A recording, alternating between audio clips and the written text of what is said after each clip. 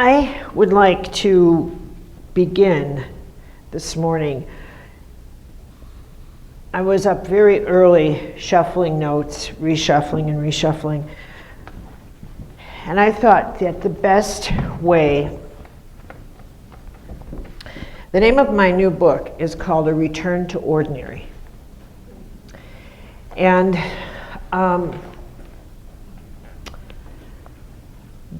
the reason I named it that is because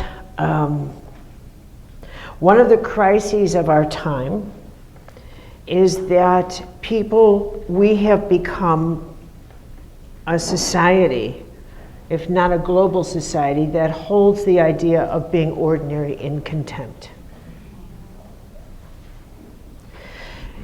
And one of the great health crises of our time is that we actually have come to believe that the purpose in life is to be extraordinary. That is actually a life purpose. That somehow or other, being noticed, being unique, is a calling, is a purpose. People will say to me, I know I was born for something special. And where did that come from? What kind of nonsense is that? And yet, believing that will drive you insane. And what it will do is it will cause the beginning of the genuine path of suffering. Optional suffering.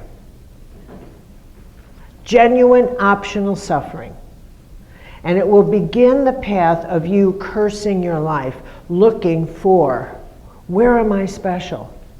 Are they noticing me? I'm not being noticed yet.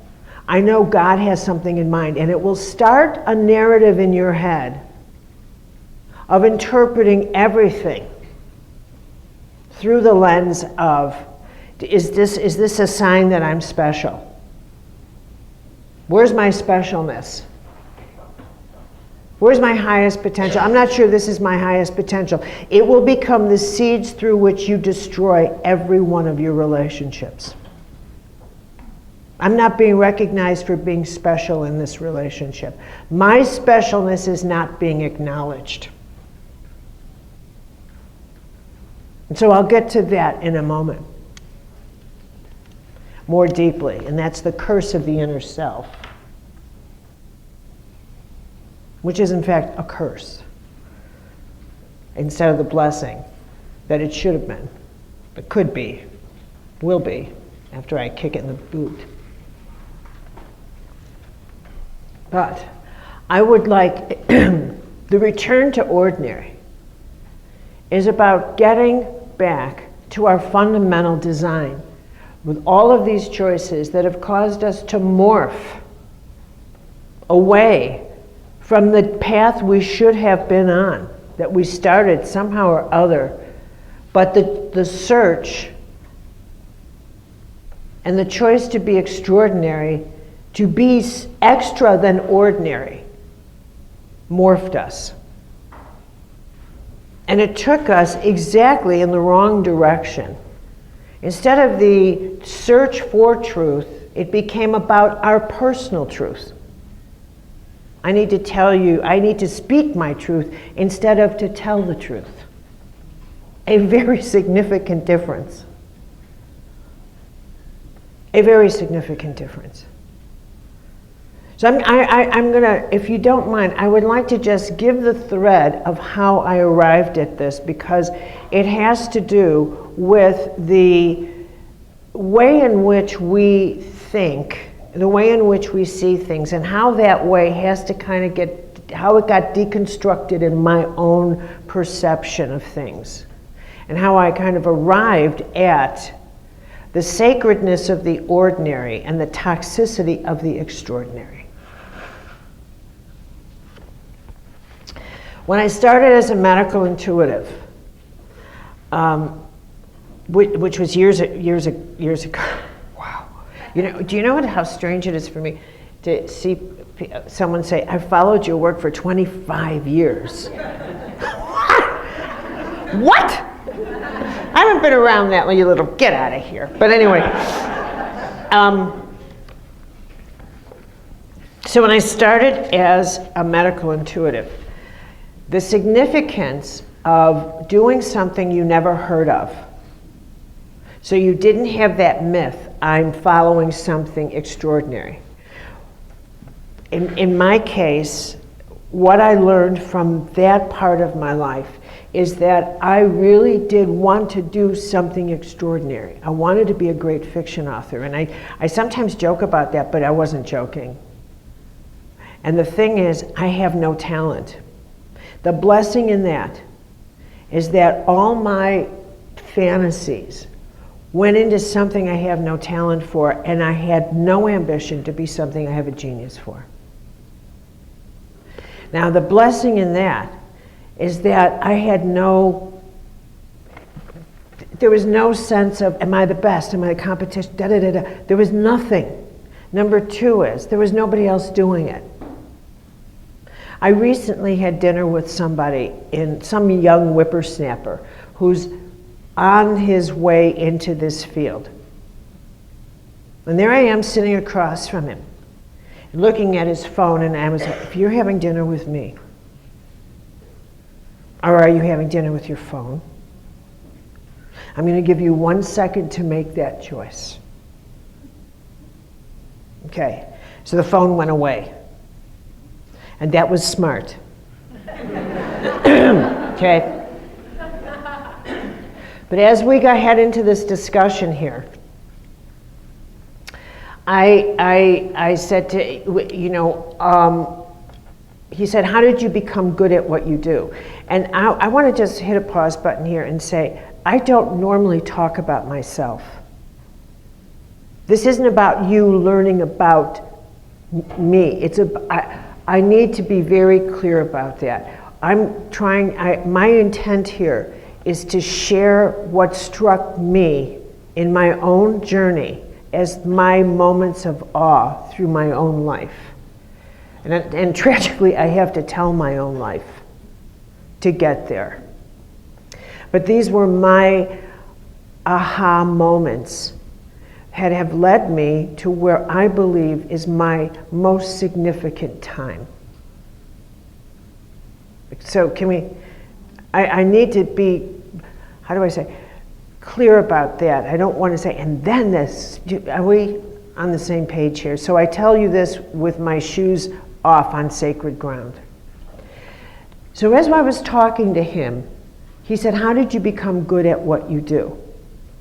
And I said, well, I didn't have any interest in it. And then I was blessed to meet someone who did have interest in it, who was a neurosurgeon from Harvard. And because he had an interest in it, I then started to pay attention. But all the while I was a publisher, so I had a task, and I didn't have to earn a living doing this. So now that was very significant. So I never had to become competitive. I never had to make money doing this. And then I lived in New Hampshire in a village of 800 people, in a small little cabin that I couldn't even afford to heat, I will tell you. And then I moved to a farmhouse that I co-rented from a family I grew to love. And I lived on $12,000 to $15,000 a year for the next 9 years. And I thought I was rich. I tell you, I thought I was rich. I thought I had died and gone to heaven. I made friends in this beautiful little village. And all the while, Norm and I began to do 6 to 8 readings a day.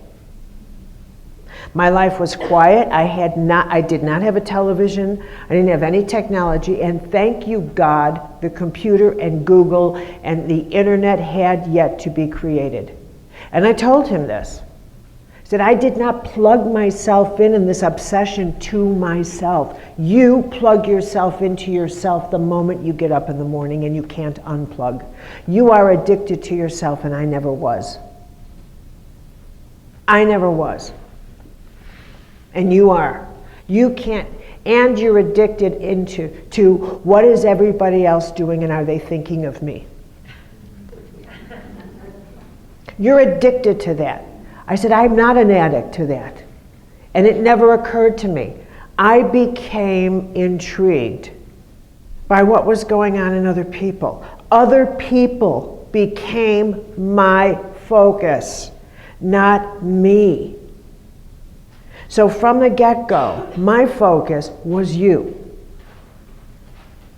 You. And what was the cause? I mean, what's going on here? In you. Not how can you make me famous.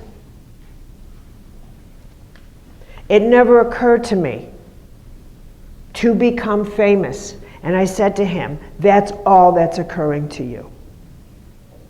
That's all. Your goal is to become famous. My goal was to become accurate. The very thought that I would hurt somebody or harm somebody scared the crap out of me. And I was so grateful that I had a physician who helped me hone this skill. And number two, that I had faith. That I had a sense of awe. I grew up in a mystical community of nuns and family. I never had to work to believe.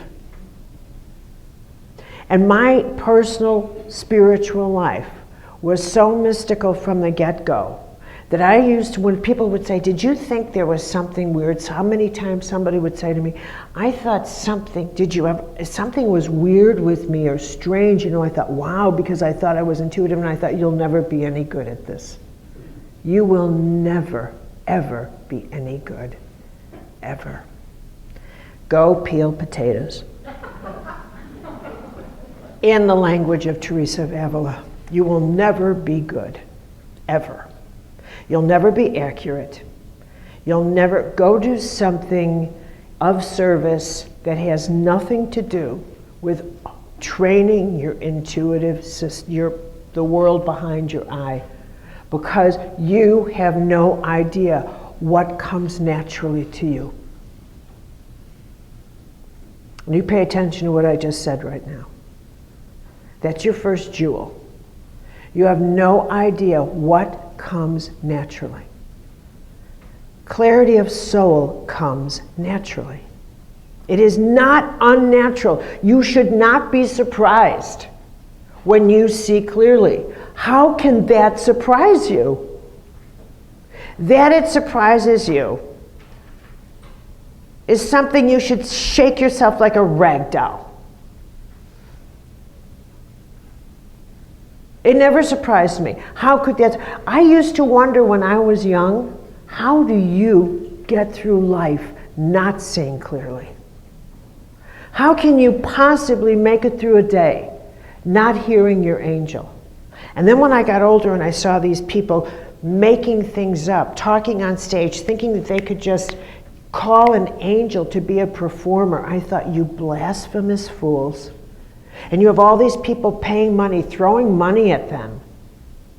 I thought, you charlatans, you blasphemous fools. This is how desperate people are to come near the sacred, but not really. Not really. They're just going to a circus, paying money, so that they actually don't come near the sacred at all. It looks like sacred, smells like sacred, but it's not. Because if you really went near it, you'd take your shoes off on sacred ground, bow your heads, and actually know you're near something holy. Nobody who knows anything about the sacred would go near a sideshow. A sideshow? I don't think so. I don't think so. That's nothing but blasphemy. So am I oh, damn right I am. Now, when I was with Norm, and this is jewel number 2, my focus was understanding the connection between what was wrong with somebody, but identifying illness, identifying, an illness here, a stress there, an illness, stress, because I did not know this world. I never heard of chakras. I didn't know about 7 energy centers. I knew nothing. I was a clean slate. Absolutely a clean slate. I knew nothing about this, which made me perfect. And I didn't realize how much I knew until I wrote the book with Norm, Creation of Health. I had no idea how much I knew, or that I had, or that how organized this chapter of my life had been. A couple of points. One,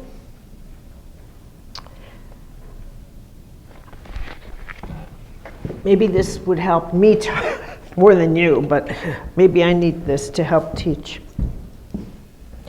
At this stage, and this is important because I think, in a sense, everybody follows this route, because I'm so special. No, everybody follows a route. Tell me if you can see this. I want everyone to, okay.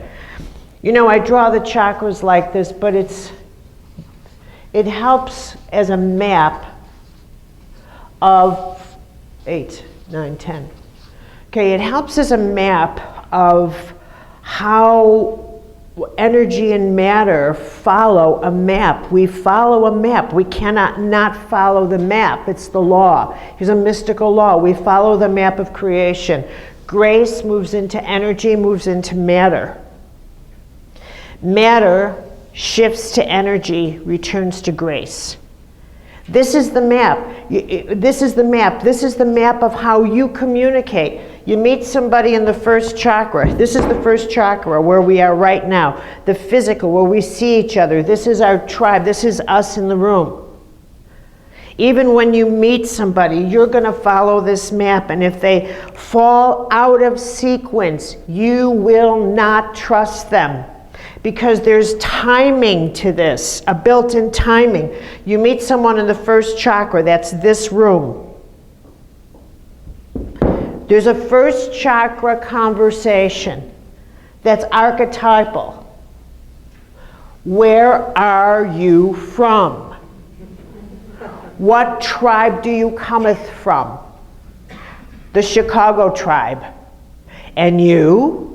The Sedona tribe. So then both of us go ding, ding, ding, ding. I've heard of that. Okay, so far so good. We have to get tribal coordinates that make us decide. We will then pursue a second chakra conversation. Children, partner, occupation, stable. This is where you have to check these out. And if you pass there, you'll pursue a third. So do you want to sit down and have lunch? Personal. And if these pass, then you'll go into this column and you'll begin to confide and share the heart. Then you'll start sharing your energy.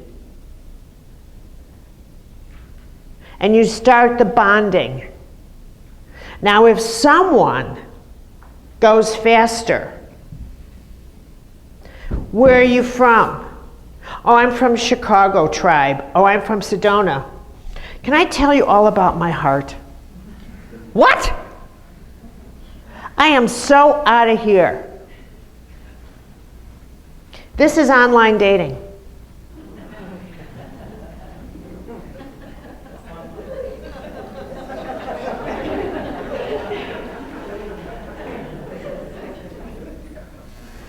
This is online dating, people.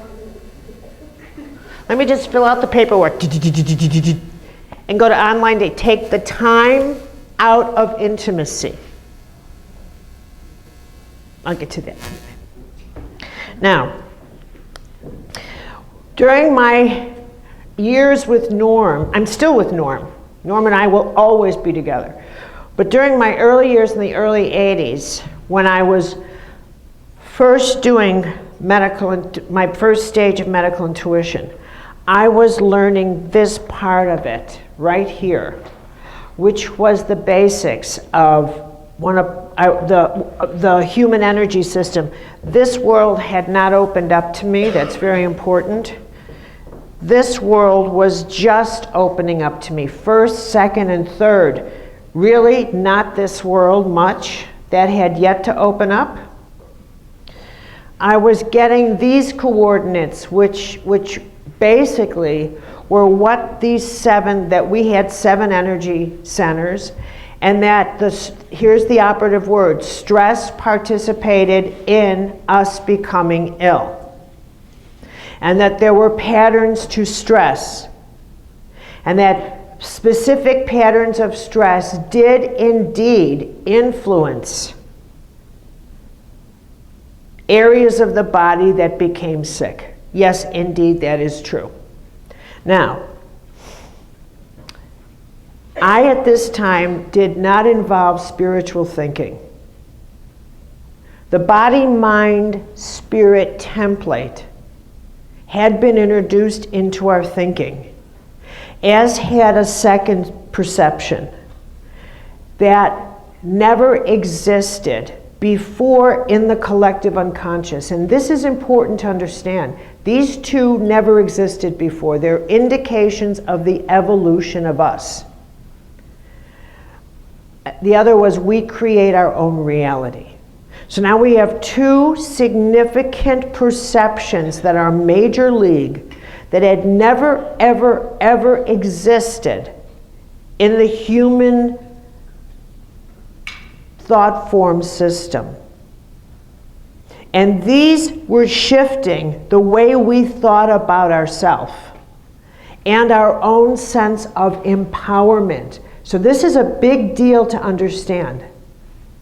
Because pre-World War II, nobody, no individual would stand up and say, I create my own reality. No individual would say, my biological, physiological, psychological, emotional system is an integrated operating system that includes the participation of my spirit. So when I am sick, you better ask them all. So you have to understand that we took an evolutionary leap of power, and power is a huge word to cast on the table here. When we crossed into the nuclear age, we shifted the game of power and creation. The rules of creation, how we would deal with them, how they would operate. We did not change the rules, we upgraded the consequences and the dynamics of the rules as they applied to us. To us. To us.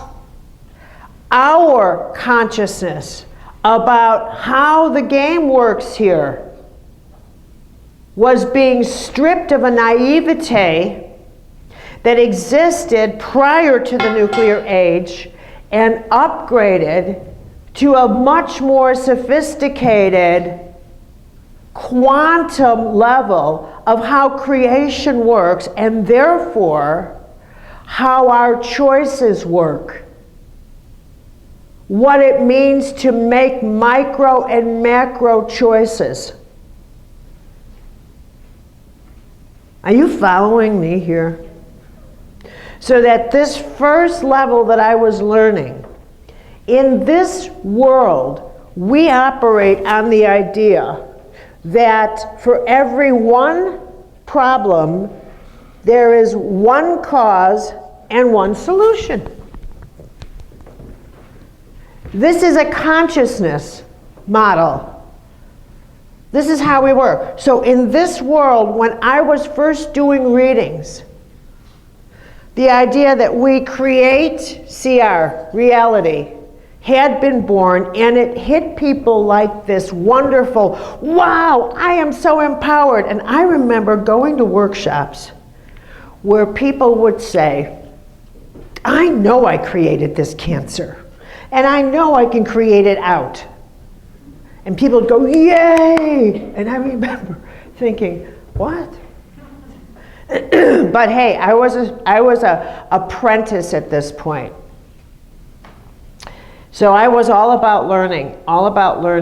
But my gut, my intuitive system was just like this radar going zzz, and it wasn't got into my I was on full 6 burners, just and just logging data.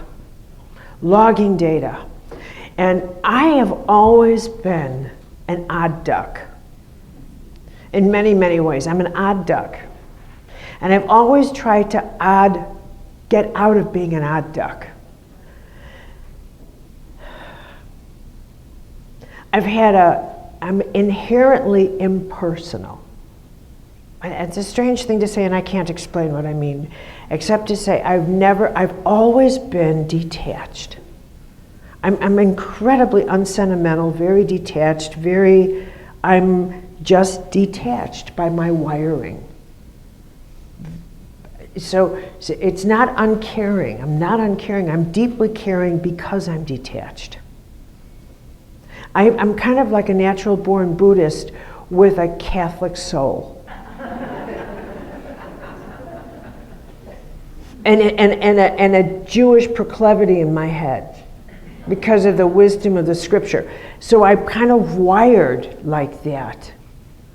Because when you are more detached, you can care more deeply because you don't have a personal investment. You don't have a personal investment. And the Catholic in me is completely in the mystical tradition. I have no use for Rome. That's just a halfway house for the psychically afflicted. But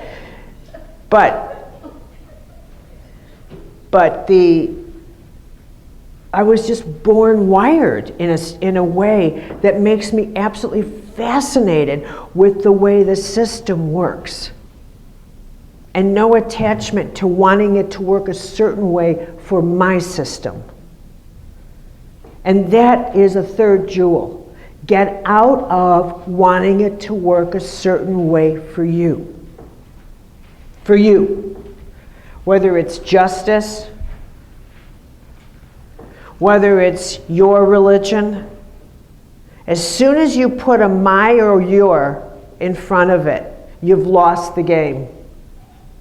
You've lost it. You've lost it. Because there's nothing operating here in truth that has anything to do with you. Nothing.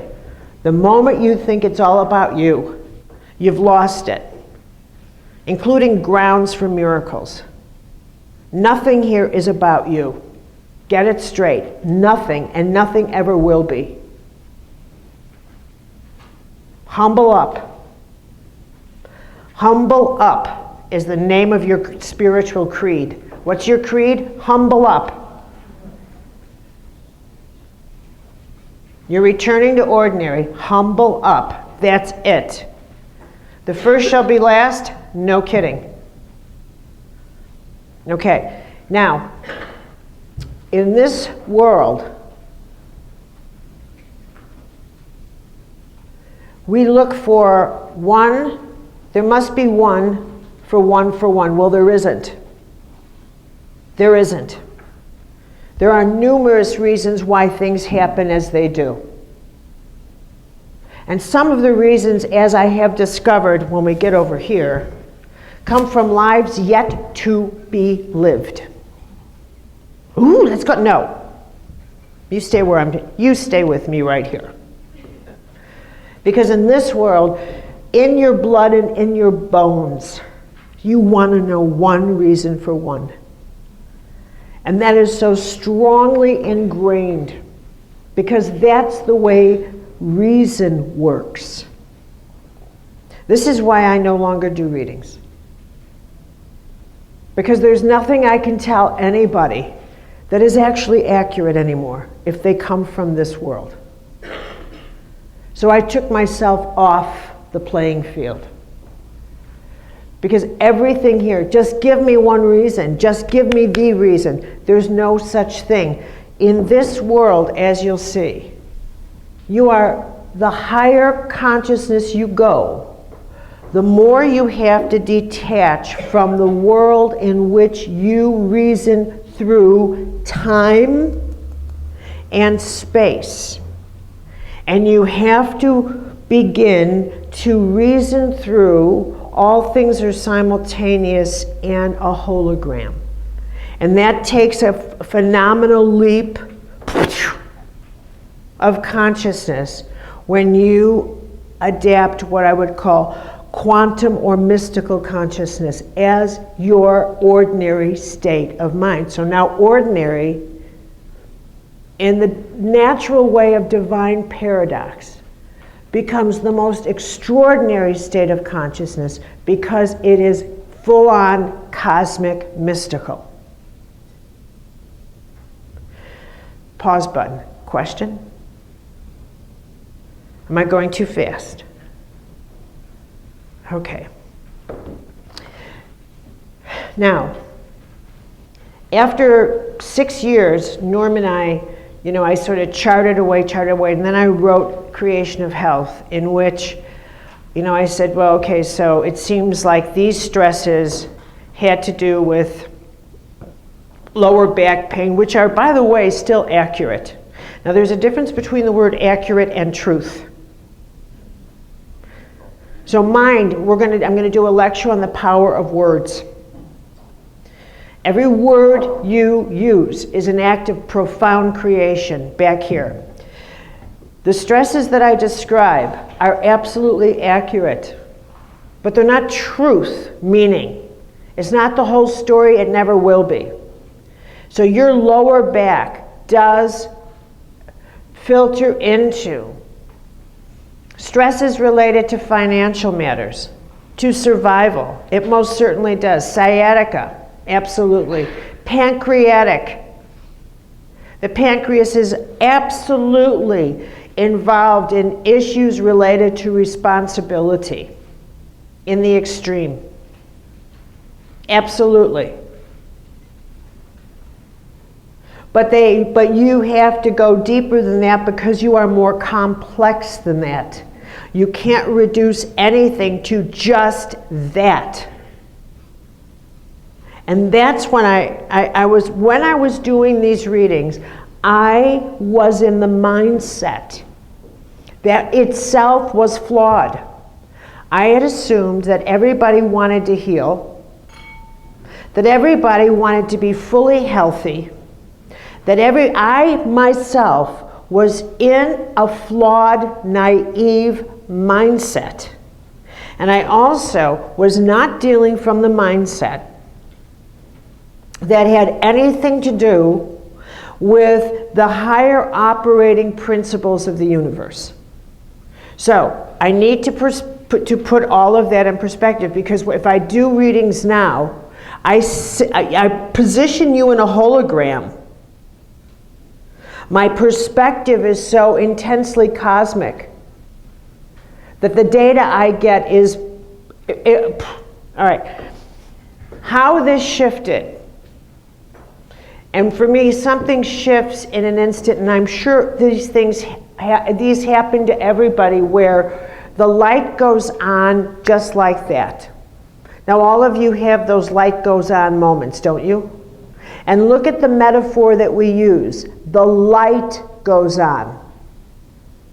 So later I need to do a lecture on what is light, what is darkness, as two active principles of the laws. You must understand the nature of darkness as an active, conscious principle. You can't say, oh, there's no such thing as evil. Yes, there is, and stop thinking there's not because you don't like it. Stop it. Stop being children of Walt Disneyville.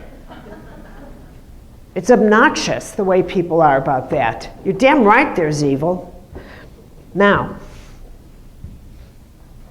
one day, and I wrote about this inner world really opened up for me in terms of the beginning of how that this is our laboratory.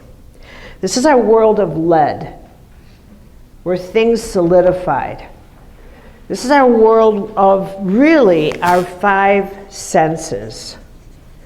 And this is a world that has a strong hold on us, even when you tell yourself that something in this world is an illusion. It's not real, but it is when you're in that world. It is. And this is where you have to be really kind and compassionate to yourself and to others. Because when you're in this world, when you're at a burlesque show, that's real. And it's real to your appetites, and it's real to your body, and it's real to your addiction, and it's real to your cravings. Your cravings, what your physicalness craves, and what that will do to you. And I tell you the truth. If a craving has you, and an angel shows up, you'll take your craving. You will choose your craving. Or you will turn to the angel and you'll say, just give me one more minute.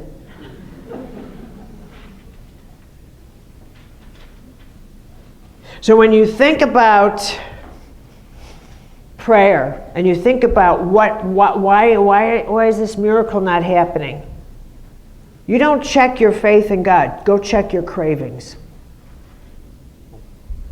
Go understand the choices that come from having a craving that you are enslaved to.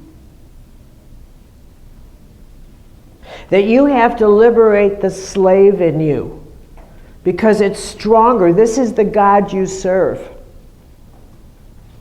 And this is this world. And one day, as much as I observed this, one day I got into that world with the capacity to really, really kind of get it. And that was the day I was at Finhorn. Finhorn's my incubation place. I birthed Sacred Contracts at Finhorn. I got into this world at Finhorn. Finhorn somehow or other has the way that inspires me like no other place in the world. And I was in the dining room at Clooney, which is one of their buildings, and I was with these two guys, and we're just chatting away. And I was waiting to meet a friend. And as we were talking, I see my friend coming up just as a guy named Eric was coming, who used to manage this big building, Clooney, where all of the visitors would stay, and some of the members of the Finhorn community. So as she comes up, he says to her, I'm going to call her Mary, Mary, are you free on June 8th? Because Helen Caldecott is coming to campus, and we need someone to show her around. This is a yes or a no answer. Yes or no, are you free? But instead, what Mary said was, June 8th? Did you say June 8th? Oh, no. Any other day, but not June 8th. That's my incest survivors workshop. And I would no, support group. That's my incest survivor support group. And I would never not be there. And she went into this drama. And here are two guys sitting here that she'd never met. I had introduced her. And now she's leveling them with this chapter of her history in which she's making it perfectly clear. I am a victim of incest. I'm angry at men. So you two better talk to me in a certain way. I take the lead at this table. Are we clear here? Are we clear? They were like this. All right. They probably have never been abusive to a woman in their life, but man, they are taking the hit. So he looks at her and he says, okay, so you're not free June 8th, got it. And he walks away. Which is not the response she was looking for, I later realized, all right? So she and I then went to lunch. And I'm looking at her as if she had just sprouted a coffee pot off the top of her head. And I'm looking, and I said, I've got to ask you something. Why did you do that? Why did you reveal something so intimate publicly when you were asked if you were just free and available? Why did you do that? She looked at me as if I had the coffee pot. And she said, because I am an incest victim. And I said, well, I know that, but why did you have to let them know that? Why did you expose your wound? Why did you do that? It's like a wound flasher. And yeah. And she thought I was being absolutely cold and judgmental. I thought she was so defensive. And there was a break there, a serious break in communication. And I thought, all you want me to do is feed your dragon here. And I am so not going to do this. But it was there that my whole teaching on Woundology was born. I credit her. That was the moment. But in that moment, a light bulb went on. The light went on as I saw the darkness. Here's another jewel. Light and darkness walk hand in hand. If you're afraid of the darkness, you won't see your light. You need both. You need both. So with that, I started to investigate the other side of, I guess we really don't want to heal. I guess there's all kinds of little shenanigans going on in us. I guess there's a whole different, and as soon as I, started to pursue and open myself questions and open myself up to deeper questions, more rich and engaging questions, richer questions about us, I received that kind of texturous material in readings, in intuitive readings. So it's a match. And the data that makes us tick, that makes us what we are, began to open up as well. We are far more complex than one answer, one cause, one solution. That does not work. Now you can live at that level, but the quality of your healing, the quality of your solutions, the quality of your problem resolving, the quality of your life will be 1, 1, 1. That's it. That's the quality, and that's how the laws of creation, that's how the laws will work for you, as I'll explain. That's how the whole system will work, because you're plugged into the functioning of laws at the tribal level. So they'll work, but at the speed of the tribe. Dense and within time. You're someone who creates by committee, including the speed at which your health will heal. You heal at the speed of committee.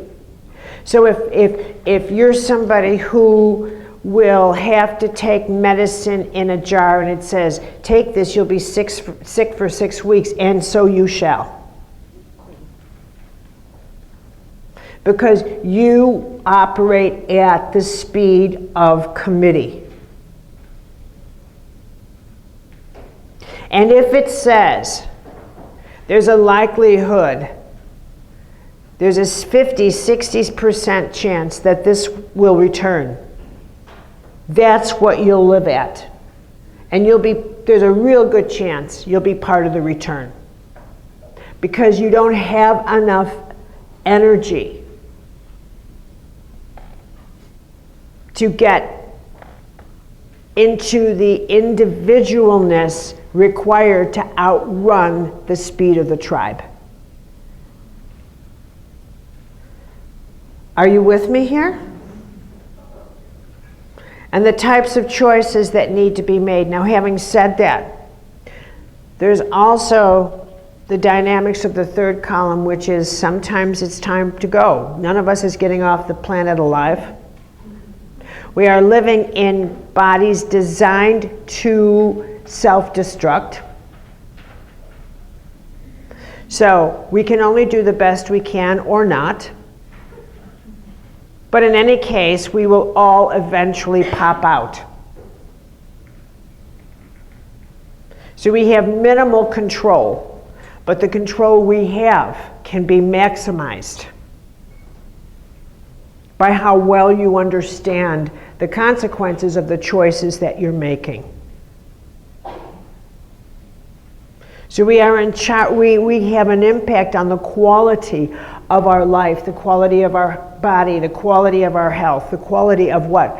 Even though that does not mean that we have the capacity to make everything perfect. Perfect is not the goal.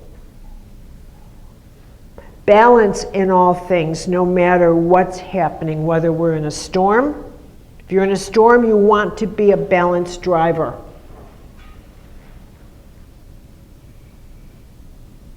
If you're in the most difficult times, you want to know how to say, I need to alter my relationship with time. I need to start thinking hour by hour now and not week by week. If I think in terms of week by week in this crisis, I will crush myself. I need to alter my watch and go into vertical time where my goal is hour by hour, because I can survive this hour by hour. I am just fine hour by hour. And so I'll walk at that speed. Time to adjust time. But if I think in terms of year by year, I will be crushed. So now it's time to adjust time. And I will get through this. That's how we do this. Now, back to Woundology. Once I saw this, the way in which we think, what goes on behind our eye, began to become a more and more rich tapestry. And it was at that point that I started to see the role that our personal choices had in our life. That how significant our inner choices were versus our outer choices. These were two different worlds of choice and two different power zones. They had two different levels of creation, two different levels of impact, two different levels of authority. The choices we make in this world tend to be blended with the social mind. They tend to be influenced a lot more by what's happening in the world, and therefore they tend to be of the world. So what's going on in the world filters into our body through these chakras. None of us stand alone. What is in one is in the whole. So let me put it this way. We now live in the era of terrorism. Can we agree on that? There was a time when we didn't live in the era of terrorism. We now live in an era where, do we need a break? Yeah. Did I go on overtime? No, you're good. You another 15 to 20 minutes. Should we have a break now? Do we need a break? Coffee set up? Yeah, coffee set up. You saw him set it up? Okay.